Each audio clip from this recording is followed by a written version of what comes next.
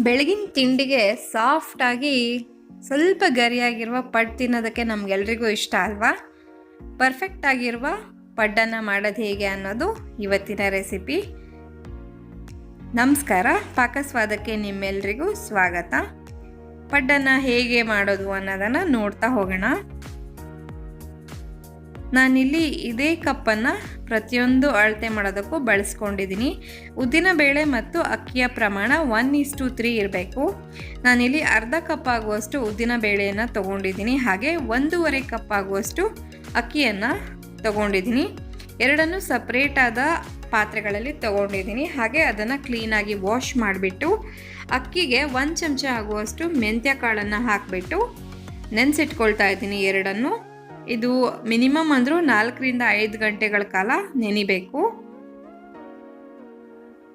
ಇವಾಗ 5 ಗಂಟೆ ನಂತರ ನಾನು ಇದನ್ನು ನುಣ್ಣಗೆ ರುಬ್ಕೊಂಡಿದ್ದೀನಿ. ಹಾಗೆ ಇಲ್ಲಿ 1 ಚಿಟಿಕೆ ಆಗುವಷ್ಟು ಅಡಿಗೆ ಸೋಡಾ ಹಾಗೆ ರುಚಿಗೆ ತಕ್ಕಷ್ಟು ಉಪ್ಪನ್ನು ಕೂಡ ಸೇರಿಸಿಟ್ಟಿದ್ದೀನಿ. ಇಲ್ಲಿ ಉದ್ದಿನಬೇಳೆನ ಫಸ್ಟ್ ರುಬ್ಕೊಳ್ಬೇಕು, ನಂತರ ಅಕ್ಕಿಯನ್ನು ರುಬ್ಕೊಂಡು ಎರಡನ್ನು ಮಿಕ್ಸ್ ಮಾಡಬೇಕು. ಇದನ್ನು ಮಿನಿಮಮ್ ಅಂದರೂ 8ರಿಂದ 9 ಗಂಟೆಗಳ ಕಾಲ ಫರ್ಮೆಂಟ್ ಆಗೋದಕ್ಕೆ ಬಿಡಬೇಕು ನಾವು. ಇವಾಗ ಬೆಳಗ್ಗೆ ನೋಡಿ ಹಿಟ್ಟು ಚೆನ್ನಾಗಿ ಉಬ್ಕೊಂಡು ಈ ಥರ ಆಗಿರುತ್ತೆ.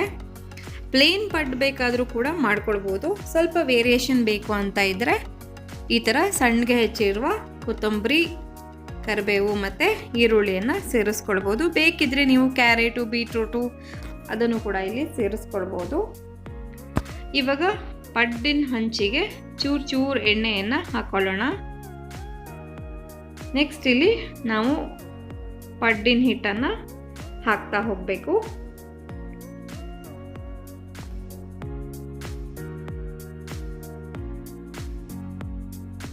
ಪಡ್ಡನ್ನು ಈ ಥರ ಮುಚ್ಚಿ ಬೇಯಿಸಿದಾಗ ಚೆನ್ನಾಗಿ ಬೆಂದಿರುತ್ತೆ. ನಂತರ ಇವಾಗ ಒಂದು ಸೈಡ್ ಬೆಂದಿದ್ದಾಗಿದೆ, ಒಂದು ಸ್ವಲ್ಪ ಎಣ್ಣೆಯನ್ನು ಹಾಕ್ಕೊಳ್ಳೋಣ ಕೋಟಿಂಗಿಗೆ. ಚೆನ್ನಾಗಿರುತ್ತೆ ಟೇಸ್ಟು. ಇದನ್ನು ಬೇಕಾದರೆ ನೀವು ಸ್ಕಿಪ್ ಮಾಡಬಹುದು. ಇವಾಗ ಇದನ್ನು ಉಲ್ಟಾ ಮಾಡೋಣ. ಇದನ್ನು ಕೂಡ 2ರಿಂದ 3 ನಿಮಿಷಗಳ ಕಾಲ ಬೇಯಿಸ್ಕೊಂಡ್ರೆ ಒಳಗಡೆಯಿಂದನೂ ಚೆನ್ನಾಗಿ ಬೆಂದಿರುತ್ತೆ.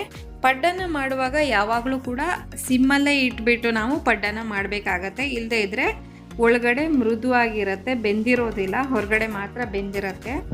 ಹಾಗಾಗಿ ಆದಷ್ಟು ಸಣ್ಣ ಉರಿಯಲ್ಲೇ ನಾವು ಪಡ್ಡನ್ನು ಮಾಡಿಕೊಂಡ್ರೆ ಪರ್ಫೆಕ್ಟ್ ಆಗಿರುವ ಪಡ್ಡು ತಯಾರಾಗತ್ತೆ.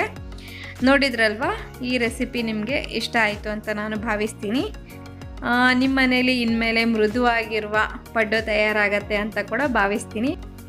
ನಾನು ತೋರಿಸಿರುವ ಅಳತೆಯಲ್ಲೇ ನೀವು ಪಡ್ಡು ಮಾಡಿಕೊಂಡ್ರೆ ಮಿನಿಮಮ್ ಅಂದ್ರೂ 35ರಿಂದ 37 ಪಡ್ಡು ಆರಾಮಾಗಿ ಆಗತ್ತೆ.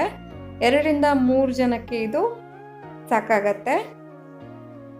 ನಿಮಗೆ ಈ ವಿಡಿಯೋ ಇಷ್ಟ ಆಯಿತು ಅಂತ ನಾನು ಭಾವಿಸ್ತೀನಿ. ಇಷ್ಟ ಆಗಿದ್ದಲ್ಲಿ ಖಂಡಿತ ಲೈಕ್ ಮಾಡಿ. ಹಾಗೆ ಚಾನಲ್ಗೆ ಹೊಸಬರಾಗಿದ್ದಲ್ಲಿ ಸಬ್ಸ್ಕ್ರೈಬ್ ಆಗೋದನ್ನು ಮರಿಬೇಡಿ. ಹಾಗೆ ಪಕ್ಕದಲ್ಲಿರುವ ಬೆಲ್ ಐಕನ್ ಕೂಡ ಪ್ರೆಸ್ ಮಾಡ್ಕೊಳ್ಳಿ. ಧನ್ಯವಾದ.